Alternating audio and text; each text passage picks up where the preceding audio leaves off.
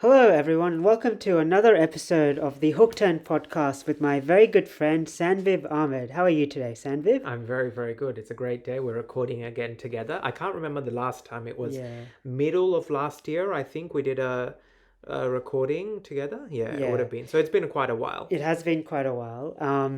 And it's interesting because we're in Sydney, so we're recording on the same device, so hopefully the audio quality will be a little bit more consistent this episode.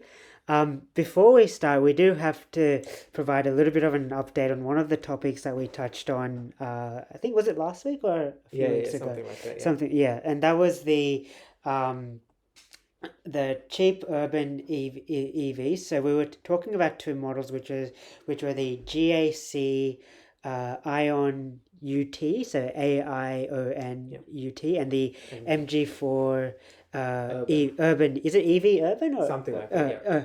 Urban EV? So anyway, what's interesting is that some of the first reviews of the GAC Ion UT have come out. And Sam, would you like to provide a bit of an overview of what some of these reviews have said? Well, look, I will say that it still doesn't.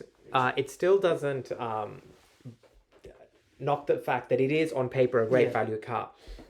And some of the issues could be resolved with software updates. Hmm. So, but yes, it is pretty clear that your the safety systems of the car are not very well thought out. Yeah. I suspect in terms of driving dynamics, car reviews pick it up more than regular people will. I suspect regular people won't. But yes, the safety systems absolutely will be a pain for very many people. Yeah. Like I said, it just depends. Maybe what they'll end up doing is with software updates, it will be a decent car over time. And Yeah. certainly it's why that for a car like that, it's important that you go for a test drive to see if you can tolerate those safety systems. Some people might be able to tolerate it. Who knows? Some people would be fine with it. Some people might have the technical ability to, before every time they start the car, to turn off those safety features before they start driving. So it is possible to live with it, and it doesn't invalidate everything good that we said about Yeah. the car. On paper, it's still an amazing value for money. Yeah. So it's certainly like, I doubt anyone who's going to buy that car would be like, I'm disappointed by this car. Yeah. But yes, it's not a perfect car. Yeah. And I did read the initial review that Car Expert did, and they also commented that I think the air conditioning system wasn't very good, and that's actually probably more of a problem than the safety systems, especially in summer heat in Sydney or in Brisbane, or in some of the warmer states in Australia. I think fundamentally you need to have a very good air conditioning system in a car. That's actually probably a more significant problem that you can't fix through software updates. And they're also saying that the tires weren't very good, so they're using Those can be swapped. yeah, those can be swapped, but the air conditioning system probably cannot be swapped. So I think my recommendation has probably changed if you're tossing up between the MG4 or the GAC. Having said that, we haven't seen the first drive reviews of the MG4 Urban EV in Australia, but just noting the fact that MG is a more established Chinese brand in Australia. Like, they have much more extensive dealership network despite their problems. I think I would probably go with maybe look at the MG more seriously. Especially, I think the MG4 EV Urban also has physical controls, which I think are very important, rather than having everything on the touchscreen. Okay, with that note, we might get started on the three topics for this week's podcast. So, firstly, we'll talk about a storied British brand which has completed or is undertaking a joint venture with a very up and coming Chinese brand. I don't think it's up and coming anymore. No? No, Okay. Chery's Yeah. not up and coming. Okay. Maybe not up and coming anymore, but reasonably established Chinese brand. Then we're going to talk about Lucid, which is an American EV brand that is trying to crack the UK market with some right-hand drive vehicles, and we presume if we can crack the UK market, it'll also be coming to Australia. And then thirdly, we'll be talking about the Hyundai Boulder, which is a new concept body-on-frame SUV, basically designed to take on models like the Jeep Wrangler and the Ford Bronco in the US. And we'll see maybe if it ever comes to Australia as well. Okay, so let's get started with the Land Rover Land Rover Chery Freelander Concept 97. So this is actually, just for some context, the Land Rover Freelander was Land Rover sort of entry level SUV, basically the mid-size SUV designed to compete with models like the RAV4 and etc. It started being sold in the the late 90s, and I think the original model stopped being produced in the late 2000s. Something like that. Some 2008, 2009. But what has happened now is that Land Rover has a joint venture with Chery, which is a Chinese brand that's very popular in Australia at the moment, and they've broken out Freelander not into as a model but into its own brand. So this is going to be Freelander itself is going to be a brand, and it's going to be a plug-in hybrid and or electric SUV based on a Chery platform, built in China, designed in China, but potentially exported all around the world. So they've shown off the first sort of concept images of this car. And Sam, what are your initial thoughts on the design? The design looks good. I would have to see it in person to see what the actual dimensions are like in person, but it's like got that retro futuristic sort of design, which is nice. It's not going to really stand out on the road, I will say. It's not that sort of eye-catching, but certainly is not an unpleasant looking car. The interior, car interior is almost now a bit boring. It's now got has it got a panoramic screen behind that? Yeah, I think it does. It does. Large screen, correct.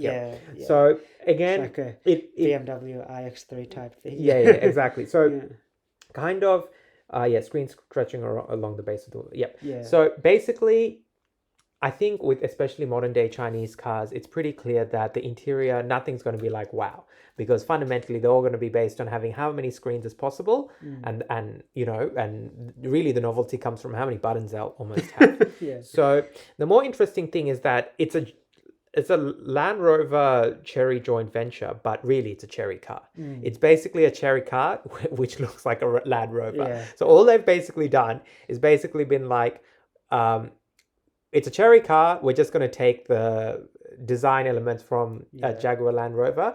They could have done what a lot of other Chinese cars do, which is instead of actually partnering with the manufacturer, they'll steal elements of it and then turn it into their own design, even though you can tell what it's clearly inspired from. They haven't done that here. They've actually partnered with the thing and therefore taken the design wholesale. But basically, this is where you're basically getting a Chinese car with foreign brand thing. Some heritage. It's a British heritage brand. And we're already seeing this even in Australia with, say, Mazda, where you're effectively buying a decal with the Mazda sort of logo attached to it, right? So this is going to be I'm pretty sure, a future model for many cars, for many traditional manufacturers, especially more smaller ones like Mazda and Jaguar Land Rover, who don't necessarily have the money themselves to develop their own platforms, or they're partnering with an existing Chinese manufacturer can help them basically crack these markets in a much more cost-efficient way, which is what we're seeing here. So what we're really discussing is a Chery car that just looks like a Land Rover. Fundamentally, though, there's nothing Land Rover about it. I suspect the entire engineering has been done by Chery. That's like, it is a and you can see like they've provided some details about where some of the systems are coming from. So like the infotainment is using a Qualcomm Snapdragon 8397 chip, which is, I think it's like almost state of the art. The automated driver assistance systems, so the driver assistance is being supplied by Huawei, which is, as we know, is like a 5G equipment and Chinese mobile phone manufacturer. And then batteries are being supplied by CATL, so CATL, so that's another Chinese company. So yes, it is it's sort of like a Chinese car wrapped in a British wrapper, so to speak. I think the design, it's like you can see it's taking clear inspiration from the original Freelander. It's not, I don't think it's like particularly like revolutionary or anything. Like it's just another, to me it's just another like generic sort of boxy semi-rugged SUV. This is just a concept, however, so I'm keen to see what the final production vehicle will look like.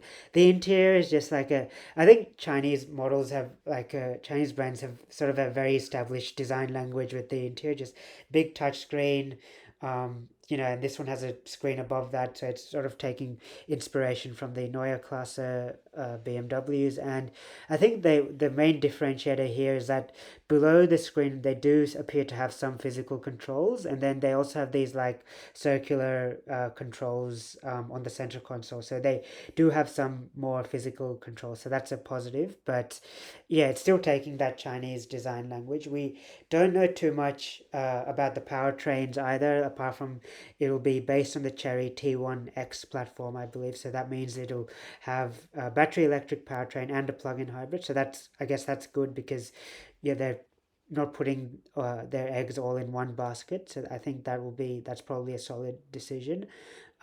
We don't really have much information as to timing or where it will be sold or when it will be exported to Australia or China. I suspect if it comes to Australia, Chery with their track record will probably introduce Freelander as another brand. I don't think it will be sold under like a Jaguar dealership or a Land Rover dealership. Probably be imported by Chery, and Chery will organize a bespoke Freelander sort of dealership and start selling these models, because they're probably the one Chinese brand that has the most different marks in Australia. So yeah, interesting to see. Samuel, did you have anything else to say on this one?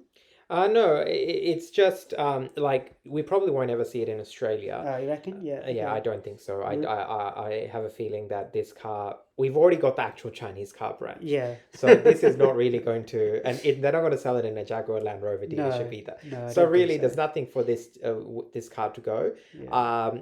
Let's see how it goes in China. Yeah. China, we already know for whatever reason, like old British Yeah. brands. Obviously, they've got MG Yeah. fully owned. Yeah. But so yeah, we'll see. But it's something that we're already seeing with other cars. These throwback designs. Obviously, the iX3 is a very good example where it's taking Yeah. inspiration from much more older cars. Here, I mean, it's not quite as old, 1997, hence where Yeah. the name comes from. Yeah. But still, it's like. But the funny thing is, people in China will have no nostalgia over the Freelander. Yeah. So that's where the funny thing is, that the people that would have nostalgia over the car Yeah. aren't even the ones who could buy the car. Yeah. But anyways, they might like the design, they might like the fact it's got some British link to it, and Yeah. that's probably enough for them. Yeah. Okay, cool. We might move on to our next topic, which is Lucid. So, Lucid has been trying to make some efforts to move beyond its American market. So, Lucid is an American brand. It has been selling two models in the US designed to compete directly with Tesla. So, we have the Lucid Air, which is their version of the Tesla Model S, and then the Lucid Gravity, which is their larger SUV, sort of designed to compete with the Model X, which is no longer being made. Well, neither is the Model S, but they've recently started exporting these models to continental Europe, which is another left-hand drive market.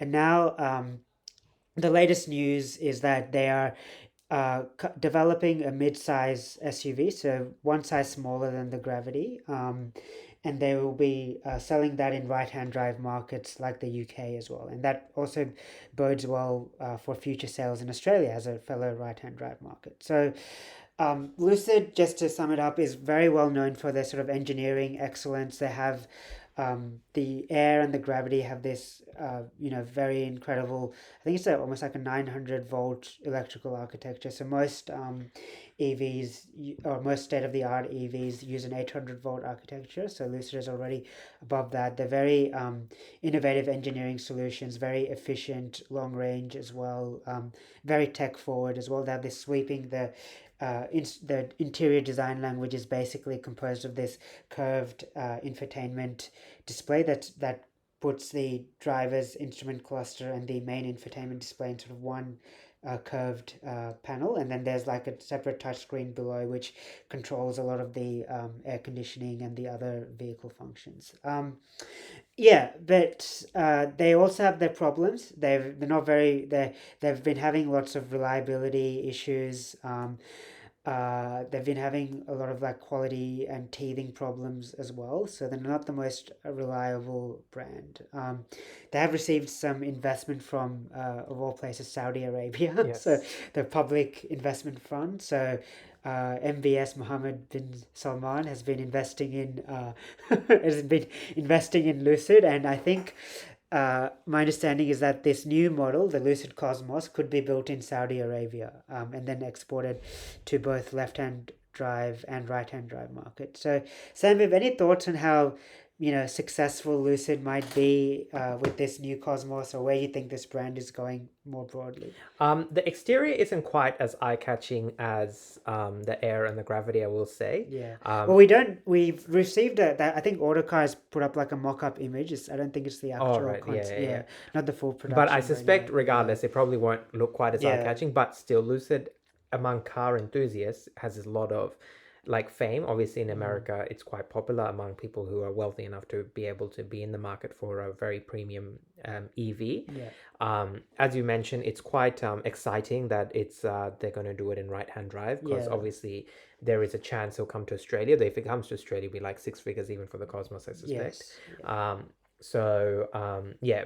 Now, like, again, it goes back to what is the market for premium premium EVs like? Because ultimately, yes, it's more mainstream maybe than the Air and the Gravity, but it's still going to be reasonably pricey. And at that end of the market, I mean, I doubt they're going for really, high volume sales. Like, they're saying volume sales. Volume sales is not volume sales, really. So, because really, if I was in that market, I'd be looking at Porsche Taycans or Porsche Macans, right? I suspect, or the iX3. or the iX3 Yeah. itself, correct? Yeah. So, and it will be, and yeah, so basically there are a lot of options in that price range from much more established brands than Lucid. Again, there will be people who buy it, people who are aware of how famous Lucid is in the US, people who want a car that is very different and obviously still an EV, and obviously have the money for it. And yes, I'm sure this car will be quite good. I'm sure that it will have a range probably rivaling the iX3. That have to, because if that's always been their claim to fame beyond the tech, the engineering behind it. So if it doesn't have a range that rivals the iX3, then why would you not get the iX3? It's from a much more established brand. Agreed. So yes, it will, and yeah, we'll see. It is though interesting. It's their first volume car, a volume being thing, but they're almost, if they're a bit earlier, they would have been a bit more, I think, a bigger hit. The problem is now they're selling their mainstream car when a lot of other brands are selling their premium brands are selling their mainstream electric SUVs. Why was the Tesla Model Y such a big deal when it first came out? Because in 2019, when it first came out, it basically had no competition. That's right. Right? Yeah. So now, however, in 2026, it's a very different market where there's a lot of competition, especially in this premium electric SUV space. So, yes, it will be, I'm sure it'll be a good car. I'm sure it will, I'm sure it will review well, etc. I'm sure that people who buy it will be extremely happy with it.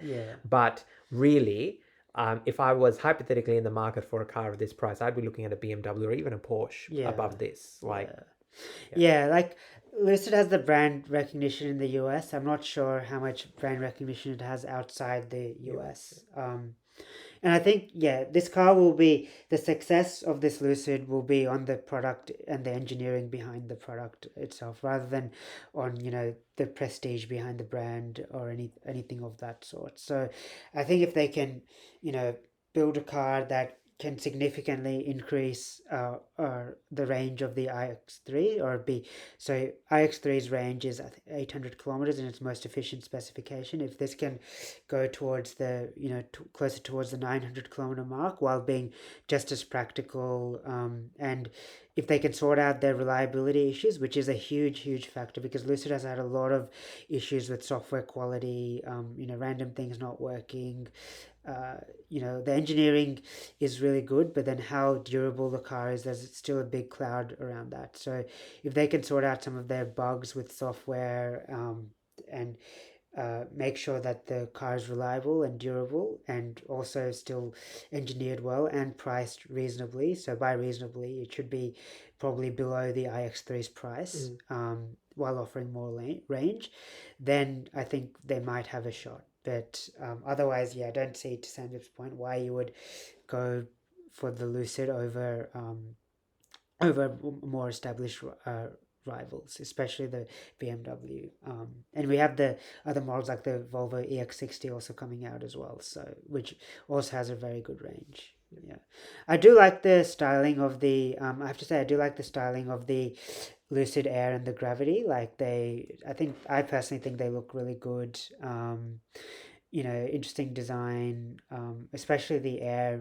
It's quite a sexy car in my opinion. But yeah, let's see how they go. I think more choice in general is always better. So it'll be another alternative to the spate of Chinese EV brands, if anything. Okay, look, we might move on to our final topic, which is the Hyundai Boulder concept. So we've been talking about EVs a lot this so far in the episode, so it's good to talk about a car that we think will definitely not be an EV. So Hyundai has what I think, just more broadly, one of the holes in Hyundai's profile, in Hyundai's model portfolio and lineup, both in especially in Australia, but to a lesser extent in the US as well, is the lack of a proper, rugged body on frame ute or a pickup SUV that's based on a ute. So the Boulder is sort of going to address part of those concerns. We know how huge the ute market is in Australia. It's huge in the US as well. You have models like the Tundra, Ford F-150 in the US. So the platform that will be based on. So Hyundai is building an all-new ladder frame body on frame platform that's designed to take a beating, that's suitable for heavy duty off-roading, and this was going to be one model that's based on that. So it's called the Boulder, designed to compete directly with models like the Ford Bronco, Jeep Wrangler, Toyota LandCruiser, especially the new LandCruiser Prado that's come out. Those sorts of more rugged, focused vehicles. Sam, do you have any initial thoughts on the design? I personally think it looks really good, but I might pass on to you. Yes, the design is impressive, certainly compared to the Kia Tasman. I know it's not the same idea, but Yeah. yes, compared to the very controversial Kia Tasman, Yeah. this has that kind of rugged. I mean, I know they're going to tone this down heavily Yeah, this compared is to still a the, concept, but it yeah, looks for the incredible real, proportions. yeah, for the actual thing. But it is interesting. They already have the Santa Cruz Yes. in the US, but obviously that apparently has not been doing that well in the US, and also wouldn't be Yeah. suited for the Australian ute market. Yeah. I mean, it could be suited as a lifestyle ute, but the lifestyle ute market already has a lot of options, so no one's really going to be looking at a Hyundai for that. So, but Hyundai has, I think, said in the past they want to offer a proper ute, Yes. because it is one of the biggest, Yes. most popular cars in Australia.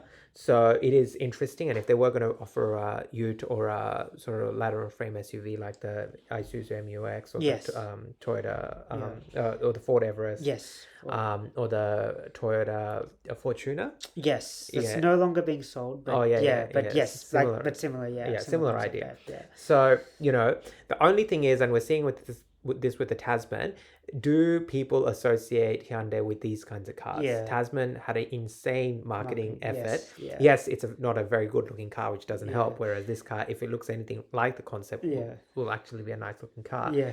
But Yeah. obviously, it will be interesting. It's a concept in 2026. By the time it's production ready, we're 2029, 2030. Yeah. Who knows what the market is Yeah. like then? Yeah. What is interesting is the interior, though. Yeah. Again, it will look nothing like what it actually looks like. Yeah. in Well, the let's. concept. I secretly hope that it'll look like this. Like at least it'll have some resemblance. But yeah, I think they'll turn it down quite a bit. But I think the interior. The one good thing is that I think the interior will have physical controls. I think that's the most important thing. It won't just be two screens, and then call it a day. So, yeah. But I think, Sam, did you want to talk a little bit more about the interior? Yeah, I mean, yes, it's an interesting concept. So it looks like 4 separate small screens. Yes. Yeah, look, again, I doubt it. If what they might do, maybe, but I have a feeling that it's something that looks more cool in concept than it would be in actual practical reality. Unless if they make the digital driver display like a full infotainment. Yeah. So that projects Android Auto and Google Maps or Apple Yeah. CarPlay on the On the main digital on the ahead of the driver. ahead of the driver, Yeah. and then those 4 sub displays are like for the off-roading stuff. Yeah, Maybe that could maybe. work. Yeah. That's like how Audi used to do it, where the Yes. infotainment was Yeah, just the virtual cockpit. yeah, with yeah, the yeah, TT and yeah. stuff. So yeah. that could be an idea there. Yeah. But otherwise, again, it definitely looks like something more focused for the US market for now. Yeah. So that's what I'm saying. Even if it came out in Australia, it'll probably be like 2029, 2030. Yeah. So, but it's cool to see Hyundai doing these sorts of concepts a bit outside their regular comfort zone, not like an EV or something, which is what you think they do. Yeah. And they have shown with their designs, they're willing to go out there with some of their Yeah. designs, right? They're not scared of doing, like, they're not Yeah. just conservative designers, Yeah. right? Look at the Ioniq 6, Ioniq 5, Yeah. even the new Palisade. Yeah, exactly. Looks, Yeah. incredible. Yeah. I think the concept also features coach doors or suicide doors. They're not probably. I'll be extremely surprised if that makes it into production. But I think the overall shape, they'll tone it down. They'll likely to tone down some of the fender flares and like make it a little bit less narrow and interior. Let's see if you look at the steering wheel, it has these like almost like Rivian style physical like rings that are, I'm not even sure how they look like they're floating in the steering wheel spokes. So I don't know how realistic that is for production. Probably not very realistic, if I'm being honest. But I do hope they keep the fundamental philosophy of having physical controls in some shape or form, rather than just go with the Chinese approach of just have one huge display and then call it a day. Because if you're developing this full size or off-road focused vehicle, you want the controls to be operated when you're wearing gloves and things like that. So I think that's why they've taken this physical control approach, and I think that's really good indication of where they might go. It's probably not exactly what it will look like, but I'm looking forward very much to seeing a production version. I think the other thing to note as well is from Hyundai's sibling brand, and we touched on this in a previous episode. They came out with the Grand Equator concept, which was sort of Genesis's take on the same idea, like a more off-roading focused SUV. And it was interesting to see how Genesis tackled the interior as well. So they didn't go to the same degree of physical controls as Hyundai have done with the Boulder concept, but they did have like gauges in the middle. They did have switches, not these sort of rotary type switches that Hyundai seem to be going with, but they did have a lot more physical controls in that concept as well. So I think although the final production version might not have the interior of the final production version might not look exactly like this, it will have that same philosophy of moving away from touchscreen only. So which is a good thing. I think in terms of powertrains, we don't have too much information with the powertrains. It's probably going to be a hybrid. Maybe, I think I was reading they're looking at maybe a 2.5 liter turbo hybrid, potentially have a range extender or electrified variants. I don't think it'll have a full battery electric powertrain because it's not based on an EV platform like the eGMP platform that the Ioniq models are based on. So we're expecting it to have real towing capacity, real off-road hardware, so front and rear locking differentials and those sorts of things. Sanvib, any other? What do you think? Where do you think this will be priced if it's sold? It will have to be priced in line with its competitors, so maybe Yeah. 50-ish for the base, 60 to 70 for more top spec models. Anything more than that, no one's going to even look at it. Yeah. And that seems like a bit of a fair price. Again, we've got Chinese competitors already now in this space. Yeah, Who knows the GWM tank, right? Yeah, exactly. Who knows where the Chinese rivals will be in 2029 or Yeah. 2030 when this feasibly goes out. I think with inflation, if this is comes on sale in 5 years' time, I personally think it will be difficult to see this starting below like 75k. Yeah, But, maybe actually. yeah, Right. so I think 50 to 60k is a little bit too optimistic with the pricing, but I think base maybe 75, 80k. I mean, it is a Hyundai, it's not a premium mark, so to speak. So yeah, 75, 80k base, and then going up from there is probably where I see this model starting at. Yeah. Okay, Sammy, did you have any final comments on the Hyundai Boulder? No. No? Okay. All right, look, we might pause it there for this week's episode of the Hook Turn podcast. Thank you very much for listening to us. Please remember to like and subscribe. We're on all the major platforms, so Spotify, Apple Podcasts, Overcast, iHeartRadio, for those of you who are listening on that platform. And yeah, we'll look forward to talking to you next week. Thanks so much. Bye.